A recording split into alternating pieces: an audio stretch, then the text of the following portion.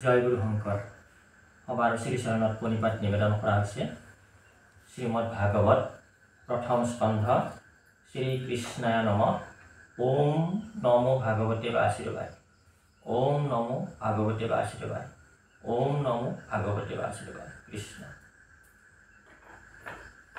নিকম কল্পতৰু গলিতং ফলং শুকমুখাদমৃত দ্ৰৱসংযুতং পিবত ভাগৱতং ৰসমালয়ং মুহুৰহুৰসিকা ভুবি ভাবুকা। জয় কৃষ্ণদেৱ সুমৰি। হৰি বল হৰি বল। শ্ৰীমদ ভাগৱত সুমৰি। হৰি বল হৰি বল। কৃষ্ণ মংগলাচৰণ পদ। ও জয় জয় কৃষ্ণ কৃপা ময় মহেশ্বৰ, যাৰ আজ্ঞাহিৰে বহে ব্ৰহ্মা হৰি হৰ। মৎস্য কুৰ্ময়াদি অংশ অৱতাৰ যাৰ, ঈশ্বৰ কৃষ্ণক কোটি কোটি নমস্কাৰ।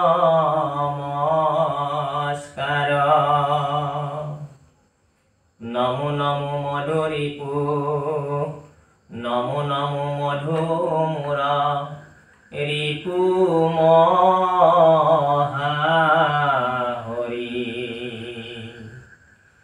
অন্তজু উত্তময়াতি হৈ যাক স্মৰি।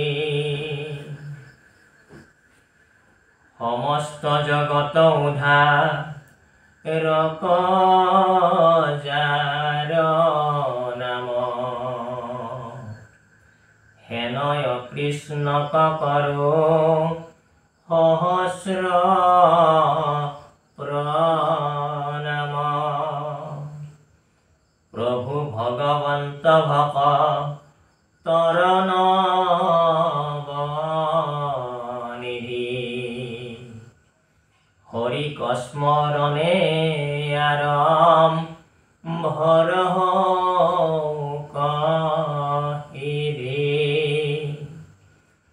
ৰাম পৰীক্ষিত মুখ কথা দ্বাদশ স্কন্ধৰ।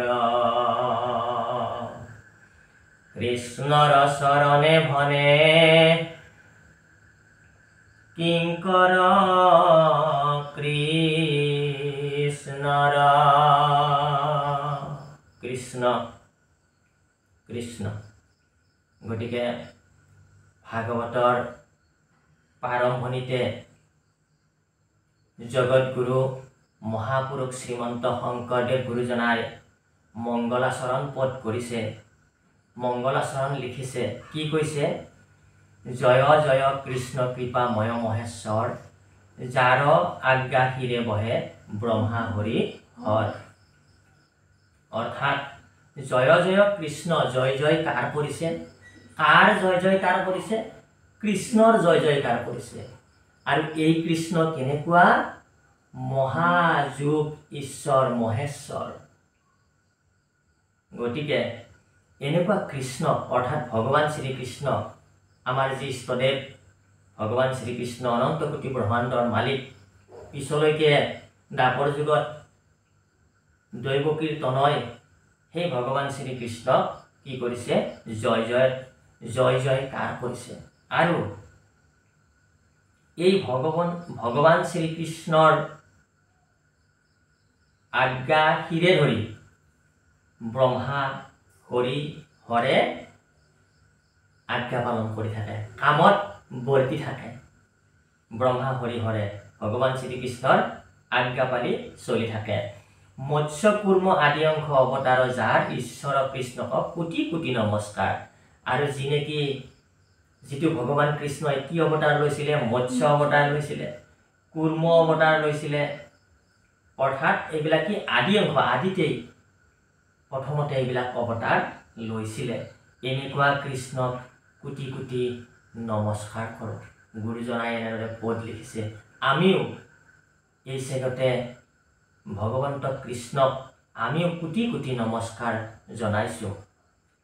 আমি এই ভাগৱতৰ জ্ঞান আমাৰ শূন্য, ভাগৱতৰ জ্ঞান নাই, তথাপিতো আমি ভাগৱত পাঠ আৰু সাধাৰণভাৱে অলপ কিবা ক'বৰ কাৰণে চেষ্টা কৰা হ'ব মাথোন।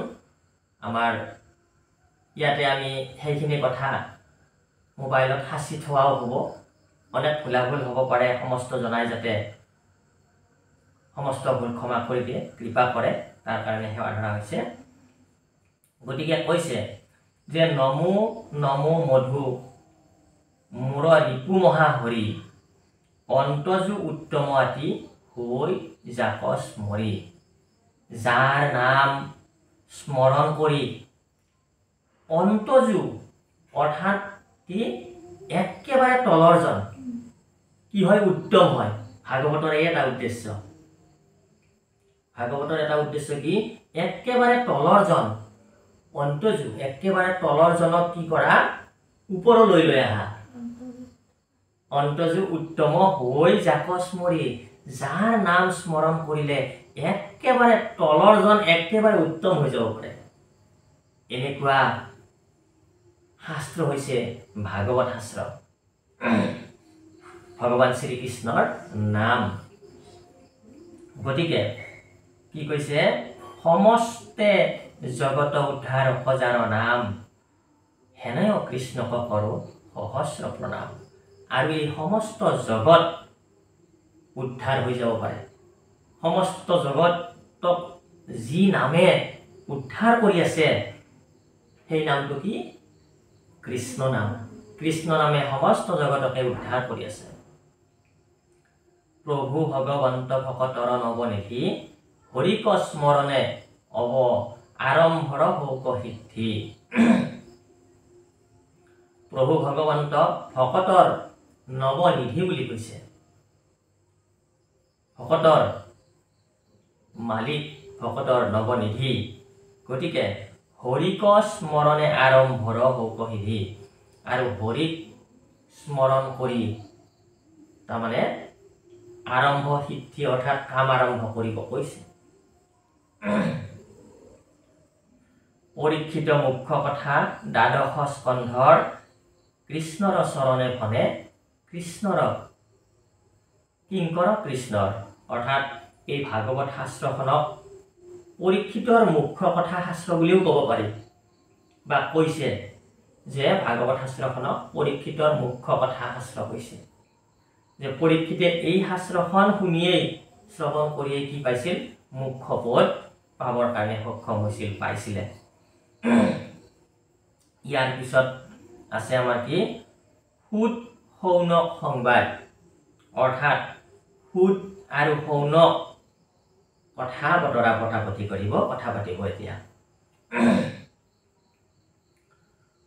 প্ৰথম স্কন্ধৰ পৰা দ্বাদশ পৰ্যন্তে, কহিলা ৰাজাত মহা মুনীন্দ্ৰ মহন্তে,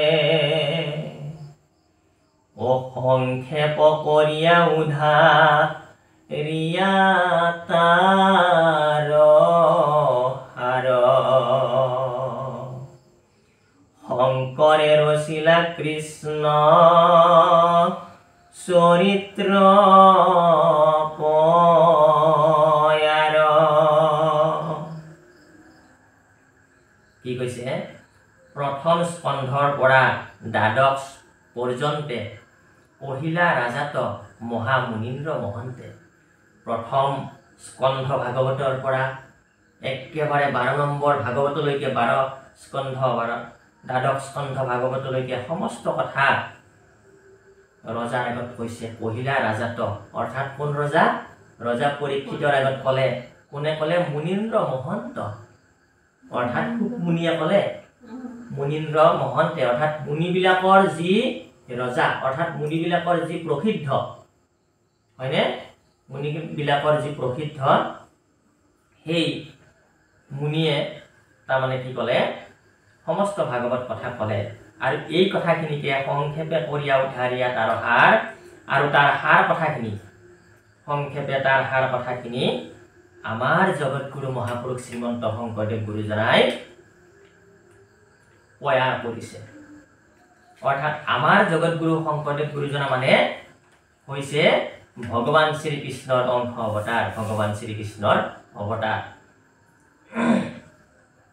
অৰ্থাৎ কৈছে ত্ৰিভুৱন বন্দন দৈৱকী নন্দন জৌহৰি মাৰল কংখ জগজন তাৰণ দেৱনাৰায়ণ শংকৰ তাকেৰি অংশ অৰ্থাৎ শংকৰে হৈছে ভগৱান শ্ৰীকৃষ্ণ গতিকে সেইকাৰণে ভগৱান শ্ৰীকৃষ্ণহে ভগৱান শ্ৰীকৃষ্ণৰ কথা লিখিছে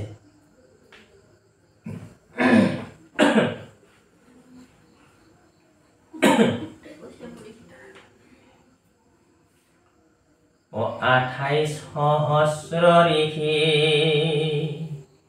বেদত প্ৰধান বিষ্ণুৰ নৈমিষ ক্ষেত্ৰ মহাপুণ্য স্থান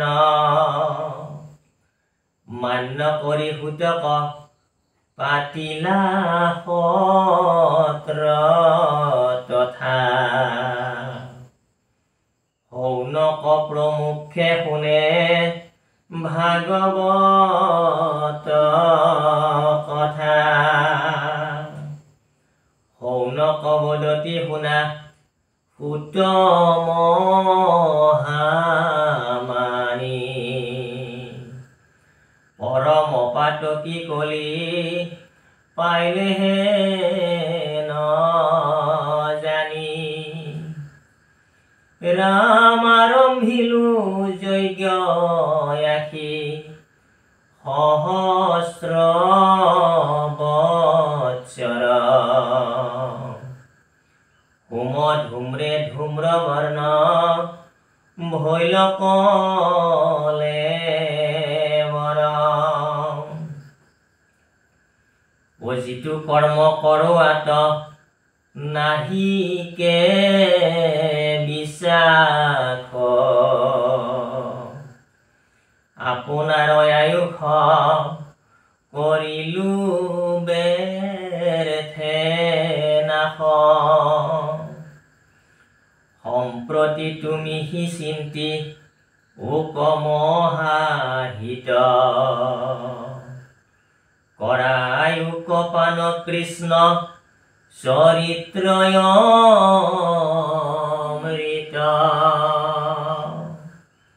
ইয়াৰ পিছত আমাক ক'লে যে 28,000 ঋষিয়ে 28 সহস্ৰ ঋষি বেদত প্ৰধান এই 28,000 ঋষি বেদত প্ৰধান বুলি কৈছে অৰ্থাৎ বেদ সমস্ত জানে ইহঁতে এই 28,000 ঋষি মুনিয়ে বেদ জানে আৰু এই 28,000 ঋষি মুনিয়ে কি কৰিছে বিষ্ণুৰ নৈমিষ ক্ষেত্ৰ মহাপুণ্য স্থান বিষ্ণুৰ নৈমিষা অৰণ্য বুলি কয় নৈমিষ ক্ষেত্ৰ বুলি কয় গতিকে এই নৈমিষা অৰণ্য কেনেদৰেনো নৈমিষা অৰণ্য হ'ল তাৰ বিস্তৃত কাহিনী আছে আমি আজি এই কাহিনীটো বাৰু নকওঁ আমি কম পৰৱৰ্তী সময়ত গতিকে এই বিষ্ণুৰ নৈমিষ ক্ষেত্ৰত মহাপুণ্যস্থান এই ক্ষেত্ৰত কি কৰিছে মান্য কৰি সুতক পাতিলা সত্ৰ তথা সৌনক প্ৰমুখে শুনে ভাগৱত কথা এই সুত মহামুনিক মাতি আনি বিষ্ণুৰ এই নৈমিষা ক্ষেত্ৰত বিষ্ণুৰ নৈমিষ অৰণ্যত নৈমিষা ক্ষেত্ৰত সুতক কি পাতিছে প্ৰধান আচাৰ্য পাতিছে সত্ৰ পতা বুলি কৈছে আৰু তেতিয়াই সত্ৰ স্থাপন হৈছে আৰু গুৰুজনাই সেই সত্ৰকে আমাৰ অসমত আকৌ লোপ পাই গৈছিলে এই কাহিনী এই বস্তুবিলাক লোপ পাই গৈছিলে তেতিয়া সত্ৰ পাতিলে সৌনক প্ৰমুখে 28,000 ঋষিমুনিয়ে সুত মহামুনিক মাতি আনি সত্ৰ পাতিলে অৰ্থাৎ মহামুনি সুতক গুৰুৰ আসনত বহুৱাই গুৰু সেই মহামণি সূতৰ মুখৰ পৰা কৃষ্ণ কথা শুনিলে, ভাগৱত কথা শুনিলে, অৰ্থাৎ তাকেই সত্ৰ বুলি কৈছে। আৰু এই বস্তুটো লোপ পাই গৈছিলে। আৰু ভগৱান শ্ৰীকৃষ্ণৰ গুৰু অৱতাৰ, আমাৰ নগাঁৱত গুৰু অৱতাৰ গুৰুজন বস্তু আহিল, জগতগুৰু মহাপুৰুষ শ্ৰীমন্ত শংকৰদেৱ গুৰুজনা আহি কি কৰিলে, সেই সত্ৰ আকৌ ইয়াতে স্থাপন কৰিলে। লোপ পাই গৈছিলে, সেই লোপ পাই যোৱা, আৰু সেইকাৰণেই গুৰুজনা যিহেতু লোপ পাইছে, এইবিলাক ধৰ্ম ভক্তি এইবিলাক লোপ পাইছে, লোপ পোৱাৰ কাৰণে ভগৱান শ্ৰীকৃষ্ণই আকৌ অৱতৰিত হৈছে। পূৰ্বকালে ইটো ৰাজ্যে নাছিল ভকতি, নানা দেৱ দেৱী পুজি লোক যায় অধুগতি। ইটো লোক সমস্তকে কৰিতে উদ্ধাৰ, শংকৰ স্বৰূপে হৰি ভৈলাই অৱতাৰ। গতিকে এই সমস্ত পৃথিৱীৰ মানৱ জাতিক উদ্ধাৰ কৰাৰ নিমিত্তে ভগৱান শ্ৰীকৃষ্ণই গুৰু বস্তু ৰূপে, গুৰু অৱতাৰ ৰূপে, শংকৰ ৰূপে আহিছিল। আহি আকৌ সত্ৰ স্থাপন কৰিলে। গতিকে ইয়াতে আমাক ক'লে কি, যে সূতক আসন আধিষ্ঠ কৰি সূতৰ মুখৰ পৰা তাৰমানে কি কৰিছে, ভাগৱত, শৌনক প্ৰমুখে শুনে ভাগৱত কথা। ভাগৱত কথা 28,000 ঋষিমুনিয়ে শুনি আছে। ও শৌনক বদতি শুনা সূত মহামানী,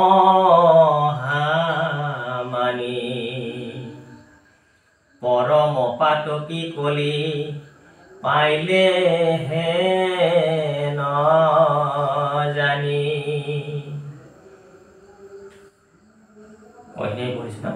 কৃষ্ণ গতিকে যে শৌনক বদতি শুনা সূত মহামানী, পৰম পাতকী কলি পাইলে হেন জানি। গতিকে শৌনকে কৈছে, কাক কৈছে, সূত মহামুনিক, যে আমি গম পালো যে কলিযুগ আৰম্ভ হ'ল, আমাক কলিয়ে পালে। সেইকাৰণে আমি কি কৰিলো, 100 বছৰ জোৰা আমি যজ্ঞ আৰম্ভ কৰিলো। এই 28,000 ঋষিমুনিয়ে তাৰমানে যজ্ঞ আৰম্ভ কৰিছিলে। কলিযুগ অহাৰ লগে লগে বেয়া হ'ল দিন, মানুহৰ মন ধৰ্ম নাইকিয়া হৈ গ'ল, কলুষিত হৈ গ'ল। গতিকে সেইকাৰণে এই ঋষিমুনিবিলাকে যজ্ঞ আৰম্ভ কৰিছিল। আৰু সহস্ৰ বছৰ যজ্ঞ আৰম্ভ কৰিছে। আৰু যজ্ঞ কৰি কৰি সিহঁতৰ কি হৈছে, গোটেই গা সিহঁতৰ যজ্ঞৰ ধোঁৱা লাগি ধোঁৱা বৰণা হৈ গৈছে। ধোঁৱা বৰণীয়া গোটেই ঋষিমুনিবিলাকৰ বৰণ সেনেকুৱা হৈ গৈছে। কিন্তু যিটো কৰ্ম কৰোৱাটো নাহিকে বিশ্বাস, আপোনাৰ আয়ুষ কৰিলো ব্যৰ্থে নাশ। যে যিটো কৰ্ম কৰোঁ আমাৰ ক'তো বিশ্বাস নাইকিয়া হৈ গ'ল। কাৰণ কি হ'ল, আমি ক'তো তাৰমানে একো ফল নাপালো, কোনো ফল নাপালো। সেইকাৰণে আমাৰ কোনো কৰ্মতে আমাৰ বিশ্বাস নাইকিয়া হ'ল। গতিকে তুমি এতিয়া আমাক কি কৰা, সম্প্ৰতি তুমি হি চিন্তি উক মহাহিত। গতিকে এতিয়া তুমি কি কৰা, আমাৰ হিত চিন্তা কৰা। তুমি সূত মহামুনিক ক'লে যে তুমি আৰু আমাৰ হিত চিন্তা নকৰিলে আমাৰ আৰু উপায় নাই। গতিকে আমাৰ হিত চিন্তা কৰা। হিত কি চিন্তা কৰিব, অৰ্থাৎ কৃষ্ণ কথা কোৱা। কি ক'লে, কৰায়ক পান কৃষ্ণ চৰিত্ৰ অমৃত। যে কৰায়ক পান, আমাক পান কৰোৱা। কি পান কৰোৱা, কৃষ্ণৰ চৰিত্ৰ অমৃত বুলি কৈছে। এই কৃষ্ণৰ চৰিত্ৰই অমৃত বুলি কৈছে। গতিকে এই ভাগৱত কি, অমৃত। গতিকে এই ভাগৱত আমি পান কৰিব লাগিব। এই ভাগৱত পান কৰিলে কি পান কৰা হ'ব, অমৃত পান কৰা হ'ব। অমৃত পান কৰিলে কি হয়, মানুহ বা জীৱ কি হয়, অমৰ হয়। অমৰ হয়। এই অমৃত পান কৰিলে আৰু মানুহ নমৰে বুলি কৈছে। গতিকে এই ভাগৱত হৈছে অমৃত। এই ভাগৱত যদি কোনোবাই পান কৰে সঁচা অৰ্থত, তেওঁ অমৰ হৈ যাব। যেনেকে ৰজা পৰীক্ষিত হৈছিলে।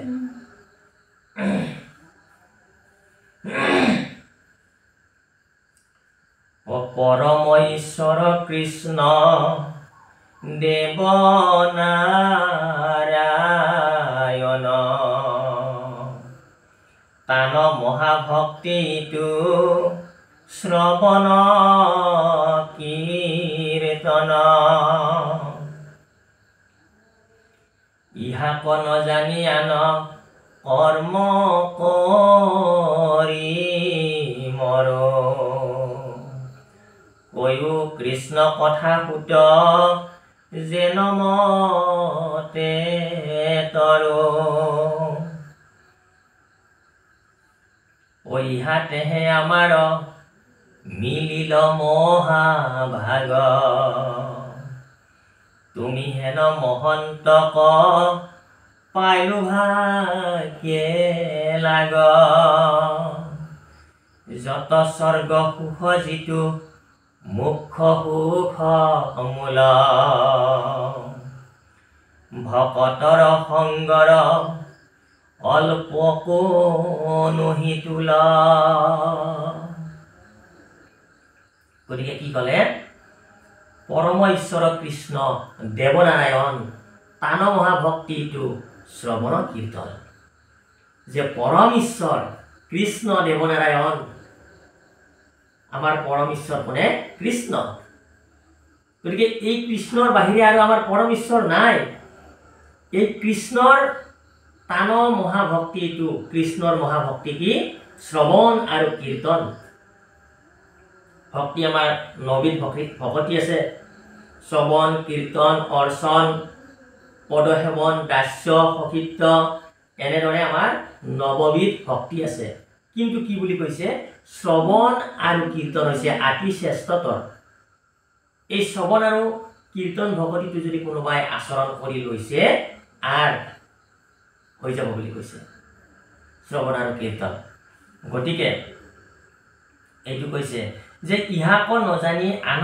কৰ্ম কৰি মৰো যে এইবিলাক এই শ্ৰৱণ আৰু কীৰ্তনৰ কথাটো আমি নাজানি আন কৰ্মবিলাক কৰি মৰো এই কৰ্মবিলাক কৰিলে মৰিব আৰু শ্ৰৱণ কীৰ্তন যদি শ্ৰৱণ ভক্তি কৰে তৰিব নমৰে তৰি যাব গতিকে কৈও কৃষ্ণ কথা সুত যেন মতে তৰো এই তৰো যে কৈও কৃষ্ণ কথা যেন মতে তৰো গতিকে একফালে মৰিব লাগিব একফালে তৰিব লাগিব হয়নে কথাটো যদি এই শ্ৰৱণ কীৰ্তন নকৰে মৰিব লাগিব আৰু শ্ৰৱণ কীৰ্তন কৰিলে কি হ'ব তৰি যাব নমৰে গতিকে শ্ৰৱণ কীৰ্তনৰ দ্বাৰা মৃত্যুক জয় কৰি মানুহ তৰণৰ গতি পায় তৰি যাব পাৰে গতিকে ইহাতেহে আমাৰ মিলিল মহাভাগ যে এতিয়াহে আমাৰ কি হৈছে ভাগ্য উদয় হৈছে কিয় ভাগ্য উদয় হোৱা বুলি কৈছে তুমি হেন মহন্তক পাইলো জানলা যে তোমাৰ নিচিনা এজন মহন্তক আমি লগ পালো মহামণি সুতক লগ পাইছে যে এই মহন্তক লগ পালে তোমাৰ নিচিনা মহন্ত যে তুমি আৰ মহন্ত কাক কৈছে জনে কৃষ্ণৰ বেটি ৰাখে আৰ বেলেগ কথা চিন্তা নকৰে এই মহামণি সুতেও কৃষ্ণৰ বেটি ৰাখে আৰ বেলেগ কথা চিন্তা নকৰে এনেকুৱা এজন মহন্ত পুৰুষ আমি লগ পালো গতিকে আমাৰ কি হৈছে পৰম সৌভাগ্য উদয় হৈছে যত স্বৰ্গ সুখ যিটো মুখ্য সুখ মূল কি কৈছে যত স্বৰ্গ সুখ অৰ্থাৎ স্বৰ্গ সুখক শ্ৰেষ্ঠ সুখ বুলি কয় বহুতে যে বা স্বৰ্গৰ নিচিনাকে খাইছো স্বৰ্গৰ নিচিনাকে আছো বৰ সুখ কিন্তু কি কৈছে যত স্বৰ্গ সুখ যিটো মুখ্য সুখ মূল যিমানেই স্বৰ্গৰ সুখ নহওক কিয় কিন্তু মুখ্য সুখটোহে মূল বুলি কৈছে আকৌ কি কৈছে ভকতৰ সংগৰ অল্পকো নহি তুল যিমান স্বৰ্গ সুখ হওক যিমান মুখ্য সুখ হওক অৰ্থাৎ মুখ্য সুখ মানে ইয়াৰ পৰা এই ধৰাধামৰ পৰা গৈ বৈকুণ্ঠ প্ৰাপ্তি অৰ্থাৎ ভগৱান শ্ৰীকৃষ্ণৰ লগত যোনে থাকিবলৈ পালে বৈকুণ্ঠত সেইটোক কৈছে মুখ্য সুখ এই মুখ্য সুখেও আনকি তুলনা কৰিব নোৱাৰে কোনটো ভকতৰ সংগৰ যিটো সুখ আমাৰ ভকত সমস্তই ভকতত থাকি ভকতৰ সংগত কৃষ্ণ কথা আলোচনা কৰি যিটো সুখ পায় এই সুখটোৰ লগত কোনো সুখৰ তুলনা নহয় ভকতৰ এনেকুৱা সুখ পায় সেইকাৰণে যদি কোনোবা ভকত হৈছে তেখেতলোকক কোনেও বান্ধি ৰাখিব নোৱাৰে য'ত অনুষ্ঠান থাকিলেও তেখেতলোক যাবৰ কাৰণে ইচ্ছা কৰিব যাবই হয়নে কথাটো তাৰমানে এই ভকতৰ সুখটো কোনো সুখৰ লগত তুলনা নহয় ইমান তাৰমানে আচৰিত সুখ বুলি কৈছে আকাশে সঞ্চৰে ৰবি ৰথ যেন বায়ু সূৰ্যৰ লগত হৰৈ জগতৰ আয়ু একক্ষণ মানে যিটো শুনৈ কৃষ্ণ কথা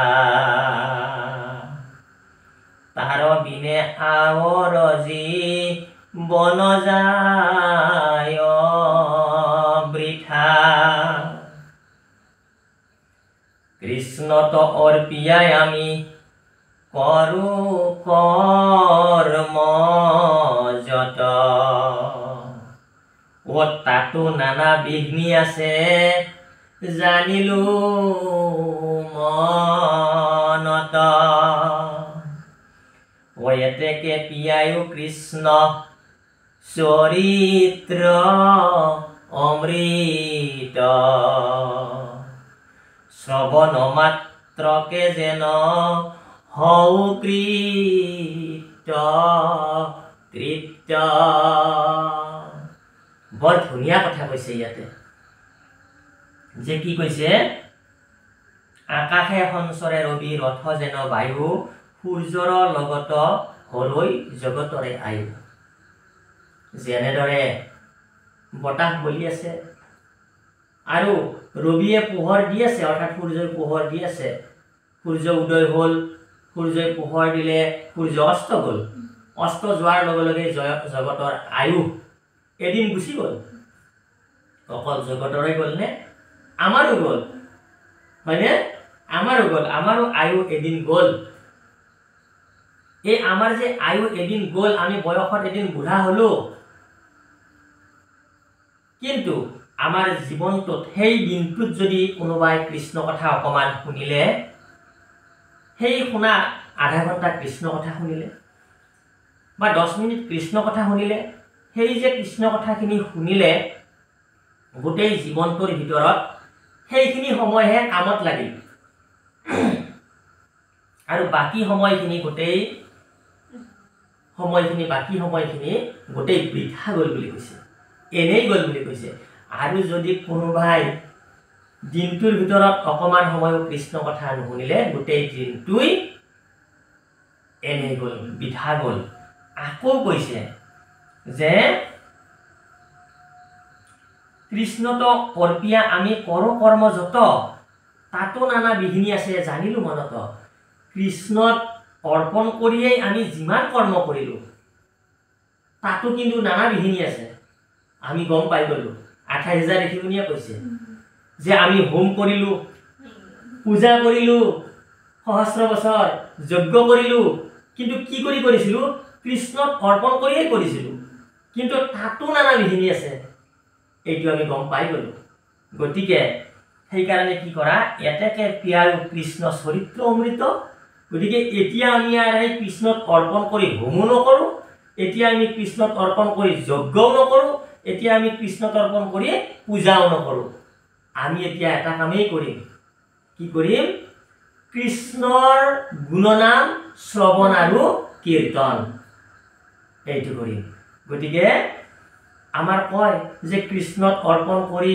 কৰিলে তাৰমানে হ'ব কিন্তু হোম যজ্ঞ পূজা পাতাল কৰ্মকাণ্ডী কলিযুগত বন্ধ কৰা হৈছে ভাগৱতে বন্ধ কৰিছে গতিকে যোনে ভাগৱতী যোনে ভকত তেৰা সমস্তই এই পূজা পাতাল হোম যজ্ঞ শ্ৰাদ্ধ পিণ্ড ব্যৱহাৰ নকৰে এইবিলাক নকৰে কিছুমান লোকে কৰে কৰিলেও তাতে কোনো বাধা নাই আপত্তি নাই কিন্তু নকৰাবিলাকক কৰাবিলাকে বেয়া পাব নালাগে এইটো হৈছে কথা যে নকৰাবিলাকক কৰাবিলাকে বেয়া পাব নালাগে কিছুমানে শ্ৰাদ্ধ পিণ্ড নকৰে নামেৰে চব কৰিব কিছুমানে হোম যজ্ঞ নকৰে নামেৰে চব কৰিব বিয়া বাৰু হোম যজ্ঞ কৰি নকৰে কিন্তু কি কৰিব নামেৰে কৰিব অৰ্থাৎ ভাগৱতে নামেৰে কৰিবৰ কাৰণে সমস্ত কৰ্ম নামেৰে কৰিবৰ কাৰণে সাৰ্টিফাইড কৰি থৈ গৈছে ভাগৱতে গতিকে সেই কাৰণে এক শৰণীয়া সমাজে এক শৰণীয়া জনে আছে গতিকে এক শৰণীয়া বিলাকে কেৱল ভাগৱতৰ মতে সমস্ত কাৰ্য সমাপন কৰে গতিকে কলে কি যে আমাক এতিয়া কৃষ্ণ কথা কেৱল শুনোৱা অজাগ যুগ যজ্ঞ কৰি দুখ পাইলো মাত্ৰ ও আবে কহিও কমহা ভাগৱত শাস্ত্ৰ গতিকে কলে কি 28,000 ঋষিমুনিয়ে কলে যাক যুগ যজ্ঞ কৰি দুখ পাইলো মাত্ৰ এইবিলাক হোম যজ্ঞ পূজা পাতাল যাগ যুগ এইবিলাক কৰি কি পাইছে কেৱল দুখ পাইছে কোনো ফল পোৱা নাই কোনো সুখ পোৱা নাই কোনো শান্তি পোৱা নাই এতিয়া যদি কোনোবাই কয় যে ফল পাইছো শান্তি মনটো শান্তি শান্তি লাগিছে এটো হবই নোৱাৰে বুলি কৈছে কাৰণ কিয় কৈছে ভাগৱত কৈছে 28,000 ঋষিমুনি কৈছে আমাৰ বচন নহয় গতিকে আবে কহি উপমহা ভাগৱত শাস্ত্ৰ গতিকে এতিয়া কি কোৱা মহা ভাগৱত শাস্ত্ৰ আমাৰ আগত কোৱা এনেদৰে 28,000 ঋষিমুনিয়ে মহামুনি পুতক সেৱা নিবেদন কৰিছে যে আমাক কি কৰা ভাগৱতৰ কথা আমাক পুংখানুপুংখভাৱে কোৱা গতিকে আমাৰ ইয়াত কুটটো পৰিছে অধ্যায়টো এটা খণ্ড অধ্যায় এটা পৰিছে আমি ইয়াতে সামৰি দিম দোহাই দিছো অজাগ যুগ যজ্ঞ কৰি দুখ পাইলো মাত্ৰ আবে কহিও কমহা ভাগৱত শাস্ত্ৰ হৰি ৰাম ও ৰাম ৰাম ৰাম ৰাম ৰাম জয় কৃষ্ণদেৱ কুমৰী এবাৰ শ্ৰীমদ ভাগৱত কুমৰী কৃষ্ণ বলি হৰি বল জয় বন্ধ কৰি